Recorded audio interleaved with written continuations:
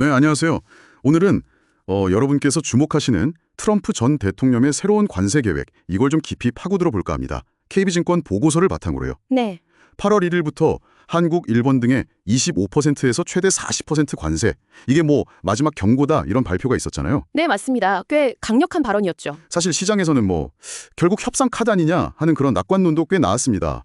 뭐 단기 충격은 있어도 금방 회복할 거다 이런 기대감 같은 거요. 그런 시각도 분명히 있었죠. 그런데 오늘 살펴볼 분석은 조금 다른 얘기를 합니다. 발표 시점하고 실제 실행 시점 사이에 중요한 변수, 그러니까 선결 조건이 있다 이런 건데요. 네, 그게 흥미로운 지점이죠. 이게 왜 그런가 봤더니 과거 경험에서 배운 뭐 교훈 때문일까요? 네, 바로 그 점이 핵심입니다. 보고서를 보면요, 지난번 관세부가 시도 때 미국 자산 시장이 좀 예상외로 불안정했거든요. 아, 그랬었죠. 네, 트럼프 행정부가 이걸 반복하고 싶지 않을 거라는 분석입니다. 그래서 이번에는 강력한 관세 카드를 실제로 쓰기 전에 뭐랄까 일종의 안전장치 같은 걸 먼저 확보하려 할 가능성이 높다는 거죠. 안전장치요? 네, 과거의 그 시장 불안이 오히려 협상력을 좀 약화시켰다. 이런 점을 고려한 움직임으로 보입니다. 아, 과거의 그 시장 반응 때문에 오히려 좀 발목 잡혔던 경험이 있어서 이번엔 더 신중하게 접근한다 이런 거군요.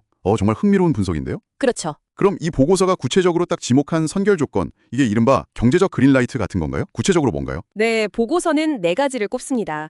첫째랑 둘째는 이미 뭐 어느 정도 충족된 걸로 보이는데요. 네네. 바로 감세법안 통과, 그리고 미국 증시의 신고가 경신, 이 두 가지입니다. 아무래도 미국 경제 펀더멘털을 좀 탄탄하게 다져놓으려는 의도로 해석됩니다. 일단 미국 경제 자체를 좀 튼튼하게 만들어 놓고. 알겠습니다. 그럼 세 번째는요? 세 번째 조건은 관세 협상 타결입니다. 근데 이게 좀 재밌는 게 타겟 국가 외에 주변 국가의 관계 안정화, 여기에 좀 초점이 맞춰져 있어요. 아, 타겟이 아닌 국가들과요? 네, 보고서 분석에 따르면 지난번처럼 막 전 세계를 상대로 동시에 전선을 넓히기보다 이번에는 핵심 타겟이 아닌 국가들, 예를 들면 뭐 중국 같은 곳과는 어느 정도 합의나 휴전을 하고요.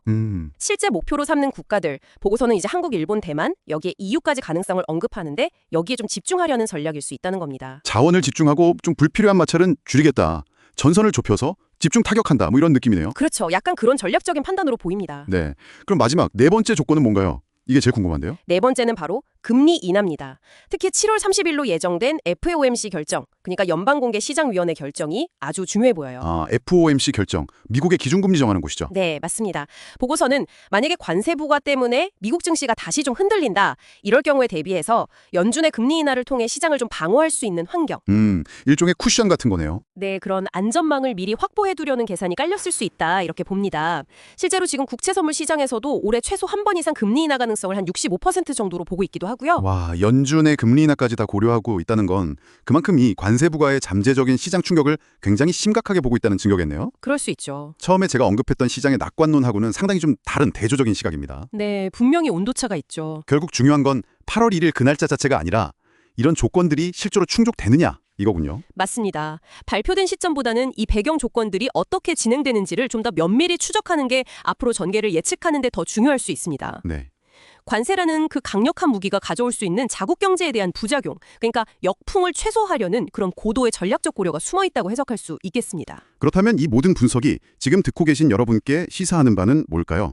아마도 트럼프 행정부의 관세 정책 발표를 딱 접했을 때 그 이면에 깔린 어떤 경제적 계산, 또 과거 경험에서 나온 전략 변화가 있을 수 있다. 이 점을 좀 염두에 두셔야 할 것 같고요. 네.